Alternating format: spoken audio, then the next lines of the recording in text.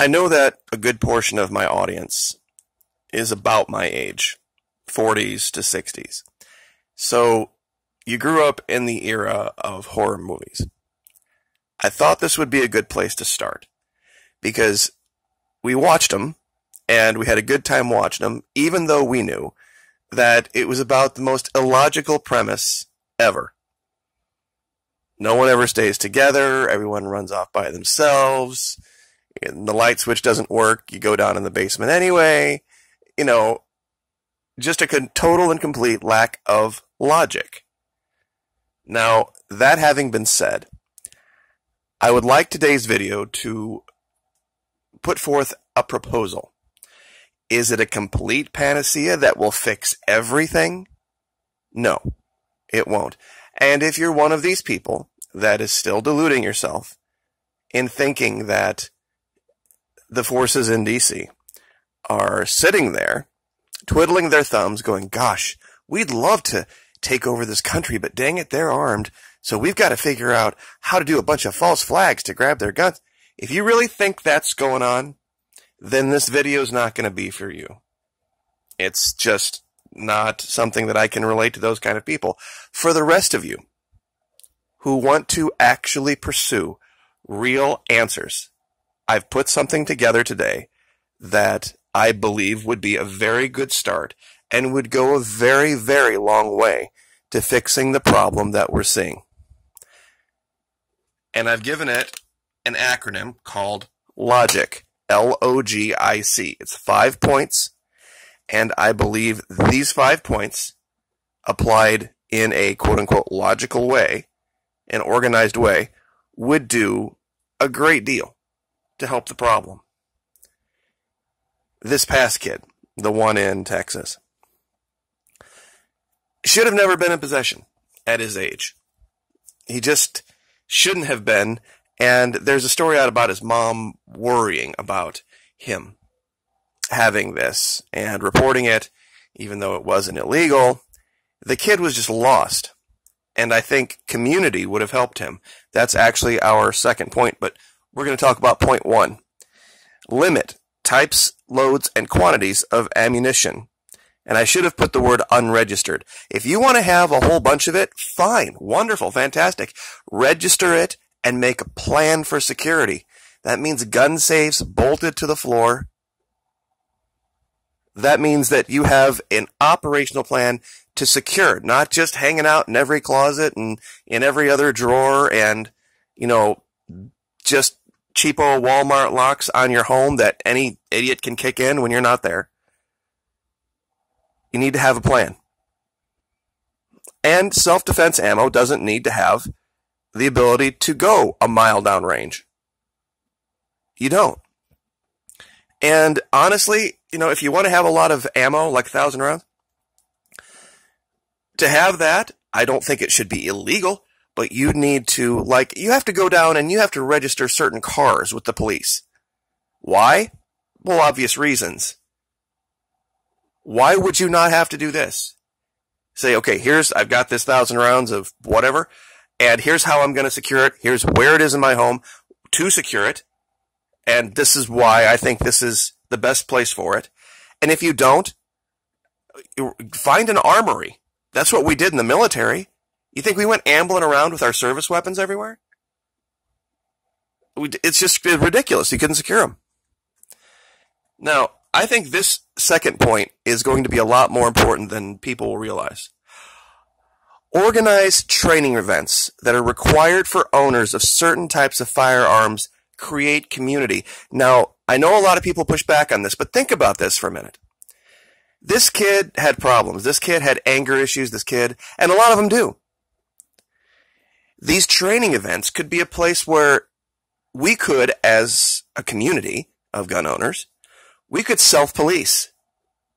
Meaning we could keep an eye out for kids like this. Let's say the kid's young, he's 18, 19, 20, he's getting into the, idea of wanting to have a weapon or a firearm.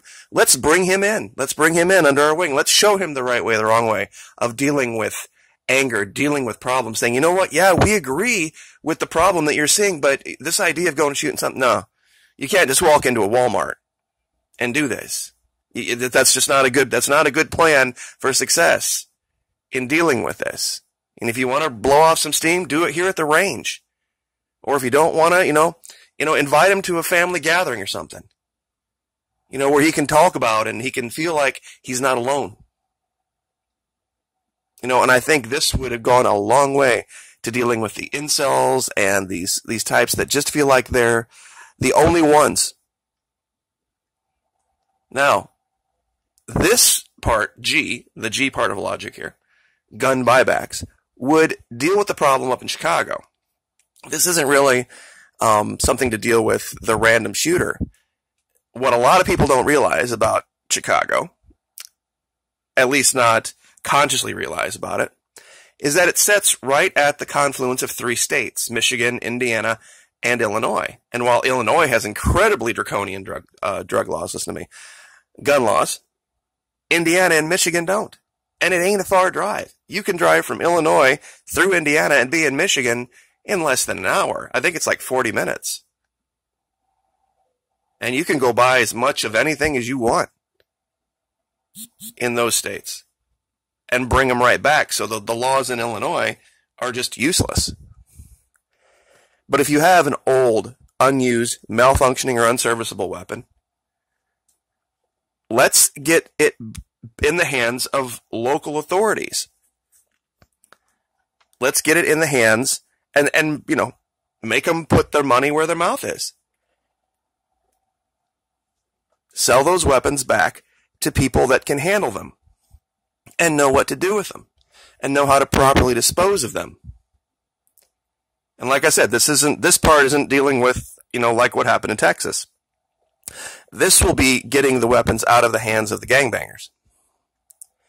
And this is probably the most important part about this. Insurance. I live little town, St. Augustine, just south. And up in the city, in what they call Old Town, day like today, there's just all sorts of people walking around down on those little streets. If I wanted to be a crazy person, I could go down there with a vehicle and do an immense amount of damage, far more than I could do with a weapon. A few rounds go off down there and everybody's going to be diving inside all those little shops and buildings and there won't be anybody on the streets. But with a vehicle? Why do I say that? We have to have insurance for even when we're not trying to do harm. For accidents, for when things just don't go right. If you're going to be storing high quantities of high-powered weapons and thousands of rounds of ammunition anywhere other than an armory, that's a ridiculous plan for security unless you're going to turn your house basically into an armory. Triple deadbolts, 8-foot fence, security doors, gun safes bolted to the floor. And a plan to deal with that. Because the stuff is volatile anyway. And anybody can break in and steal anything. I don't care how good you are. You're one guy.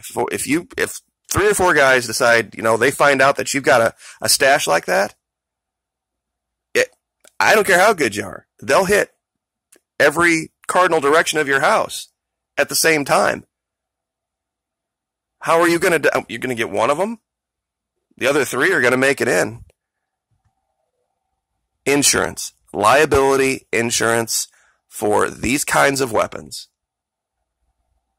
Put it on your homeowners. And lastly, corporate accountability. That there are these big arenas and targets like this for the people that are just going to do it anyway. With virtually no security, that little tiny bar in Dayton did a better job of security than that huge sweeping mall, Walmart, in El Paso, pardon me. How can that possibly be? You can't tell me that little bitty teeny weeny bar had a bigger budget for security than Walmart.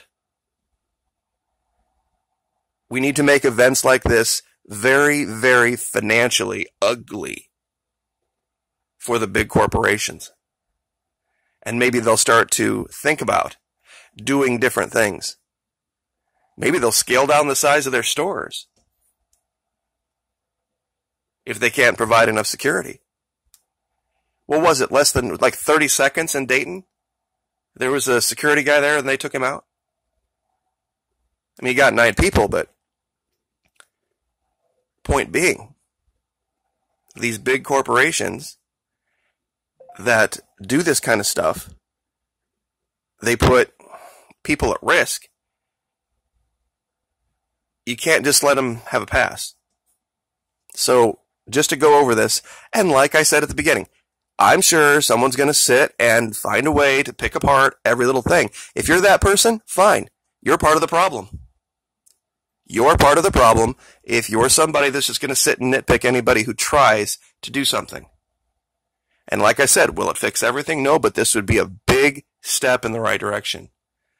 Limit types, loads, and quantities of unregistered ammunition.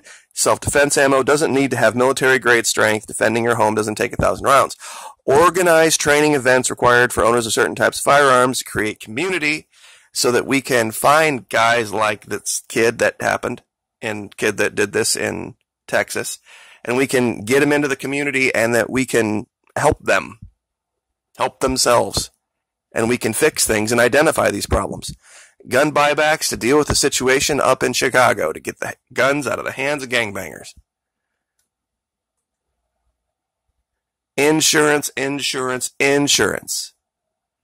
And I mean, you have to show proof of insurance before you can buy the weapon.